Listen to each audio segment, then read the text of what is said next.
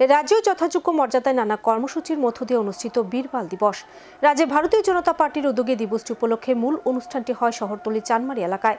চানমারিস্থিত সেনা স্কুলে শিখ ছাত্রছাত্রী সহ কচি কাচাদের নিয়ে অনুষ্ঠিত হয় পদযাত্রা শেষে গুরুদুয়ারে গুরু গোবিন্দ সিংয়ের সেই প্রতিবাদী দুই সন্তানের আত্মত্যাগের ছবি দেখানো হয়।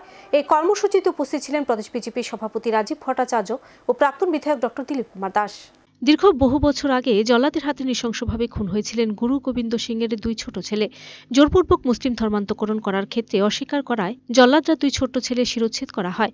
এই দুই ছেলের প্রতিবাদী ঘটনা দীর্ঘদিন ইতিহাসে স্থান না পেলেও 2022 সালের 9 জানুয়ারি প্রধানমন্ত্রী নরেন্দ্র মোদীর ঘোষণা দিয়েছিলেন এখন থেকে প্রতি বছর 26শে ডিসেম্বর বীরবাল দিবস উদযাপন করা হবে। প্রধানমন্ত্রীর ঘোষণা অনুযায়ী মঙ্গলবার গোটা দেশের সাথে রাজ্যে উদযাপন করা হয় দিবসটি। বিজেপি প্রদেশ কমিটির উদ্যোগে দিন কেন্দ্রীয়ভাবে মূল অনুষ্ঠানটি হয় আগরতলা শহরতলি চানমারি এলাকায়। দিনটি উদযাপনের অঙ্গ হিসেবে চানমারিস্থিত সেনা স্কুলের শিখ ছাত্রছাত্রী সহ 7 থেকে 10 বছরের মধ্যে কচিকাচাদের নিয়ে এদিন যাওয়া হয় ঢিলছোড়া দূরত্বে থাকা একটি গুরুদুয়ারে। গুরু গোবিন্দ সিংয়ের সেই প্রতিবাদী দুই সন্তানের আত্মত্যাগের ছবি দেখানো হয় সেখানে। সকালে আয়োজিত অনুষ্ঠানে উপস্থিত ছিলেন প্রদেশ বিজেপির সভাপতি রাজীব ভট্টাচার্য, আগরতলা পৌর নিগমের মেয়র দীপক মজুমদার, প্রাক্তন বিধায়ক ডক্টর দিলীপ কুমার দাস ও মিমি মজুমদার সহ আরও অনেকে। Video report search India.